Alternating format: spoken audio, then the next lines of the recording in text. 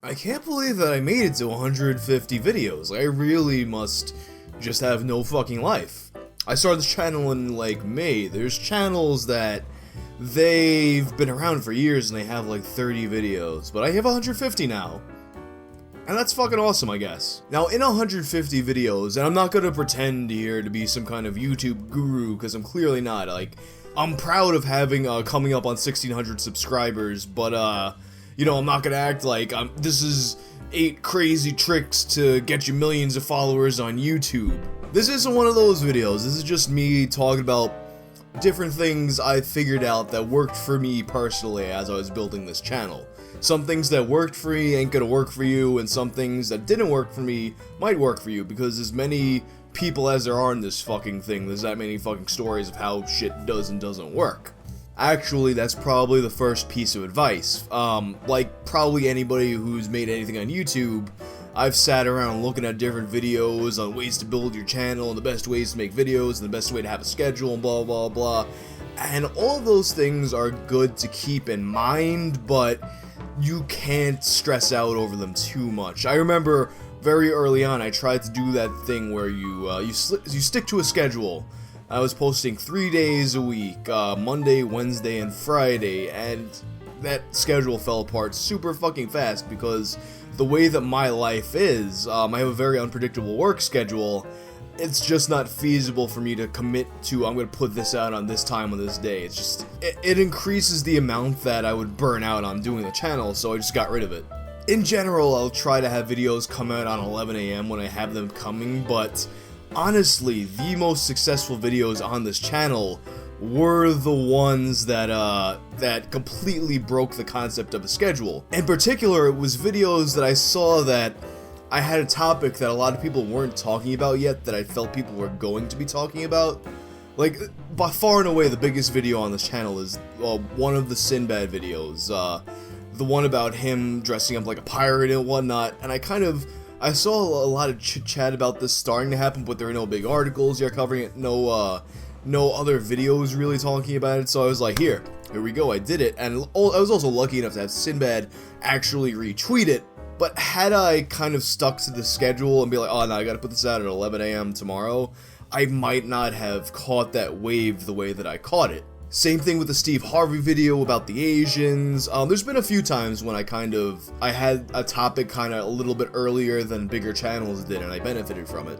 The funny thing is though about that sometimes you think you have a video and it's just gonna blow the fuck up, and it's like, here, I had this super unique concept, it's gonna be a big thing and other people aren't talking about it yet, but it just doesn't pop off the way you think it's gonna pop off. And then at the same time, you'll have videos that you think to yourself that, oh no, like, I like this video, but it's gonna be hard to kind of find an audience for it, and then maybe it'll sit there for a few months, but then all of a sudden somebody will pick it up and share with a bunch of people, and it spreads like that, which is exactly what happened with my my video about how this channel ain't for fucking kids.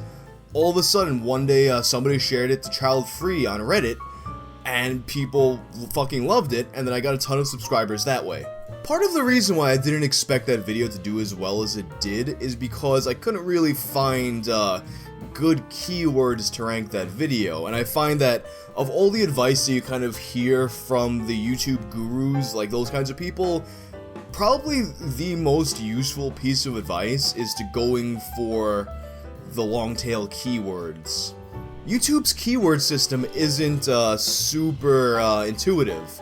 If you don't know how it works, you're probably going to do a lot of stupid shit that isn't going to work for you. Like, say you were making an Overwatch video.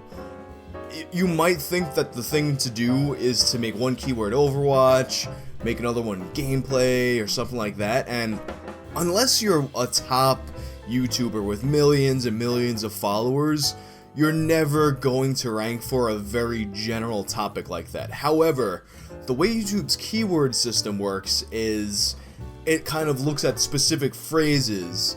So Overwatch gameplay, Overwatch video, Overwatch guns, these are all, YouTube sees these as different keywords.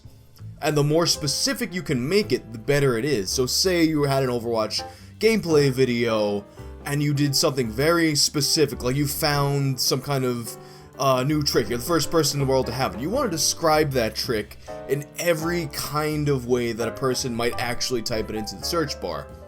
There's actually a plugin I use called TubeBuddy that I'll put a link in the description so you can look it up. But that actually really helps you to assess how well your keywords are doing. A little like a green number will pop up next to it in your metadata. When it comes to ranking these keywords, your title is so important. You want your title to be as descriptive as possible. In general, you want your title to be something that people are going to be searching for, or at least has words that people will be searching for. You'll look at a lot of bigger YouTubers and see that they don't follow this rule, and that's because they don't have to follow this rule. They're going to rank no matter what. And also don't take that to mean that you should just stuff keywords in there, because a lot of times that can be penalized. Google, any of these search algorithms, they've gotten sophisticated enough that they want to see good, correct grammar. Like, that is what gets priorities. Prioritize. Wow, I forgot how to fucking talk. The other piece of common YouTube guru advice that actually worked out really well for me is the branded thumbnails. I learned about this pretty early on. I think it was on a video creator's video he was talking about it.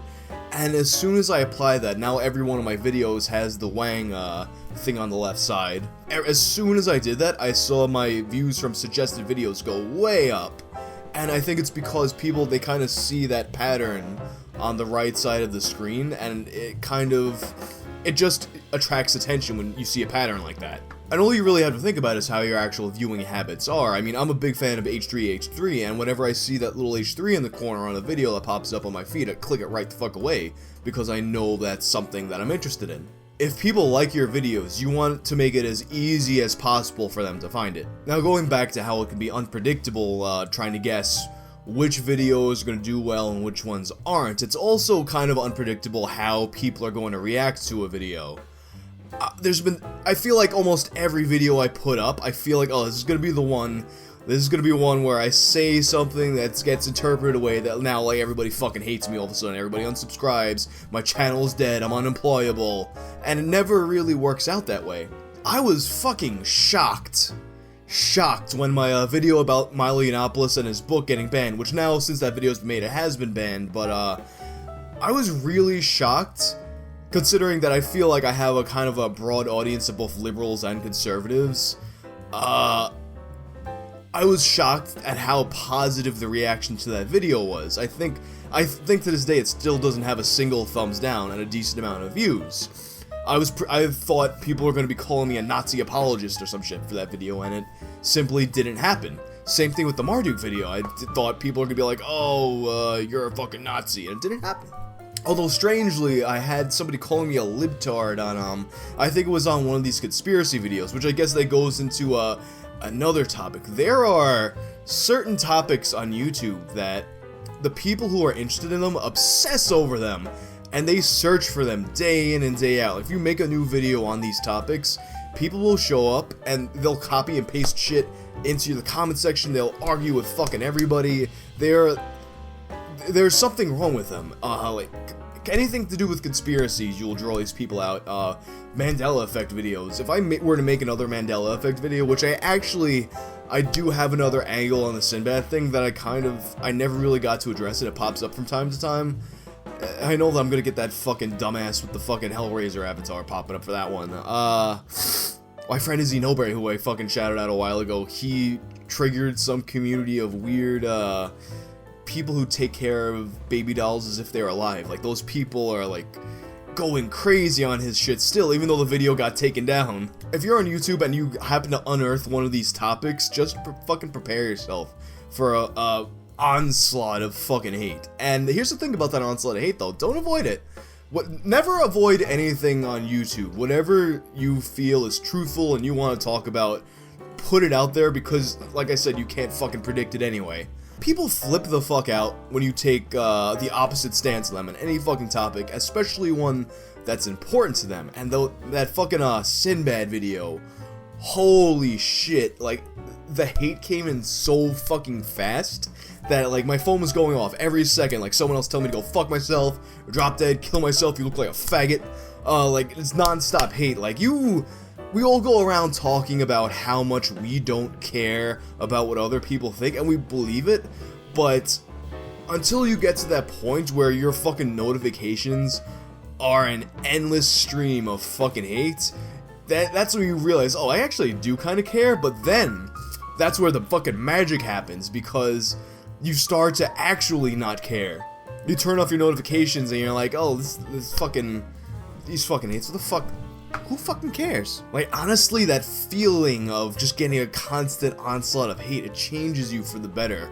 It makes you stronger, like, it just makes you feel invincible.